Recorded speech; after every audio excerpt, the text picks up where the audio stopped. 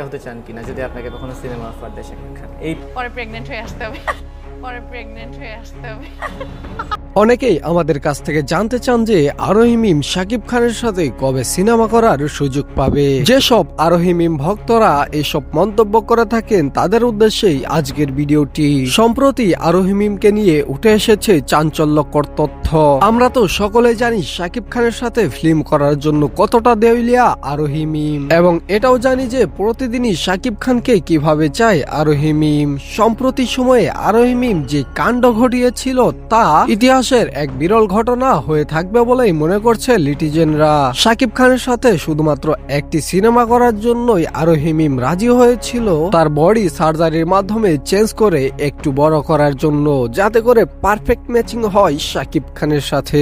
এখন আসি কবে নাগাদ হতে পারে শাকিব আরোহীর জুটি। দর্শক, আরোহী মিম যেভাবে শাকিব খানকে নিয়ে উঠে পড়ে লেগেছে তাতে বোঝা যায় যে খুব শীঘ্রই শাকিব খান এবং আরোহী মিমের জুটি হতে পারে। কিছু বিশেষজ্ঞদের মতে শাকিব আরোহীর জুটি হবে 2027 সালের এপ্রিল মাসেই, কারণ এই সময়টা এরকম একটি সময় যে সময়ে মুভির কাজ হাতে থাকেই না বললে চলে।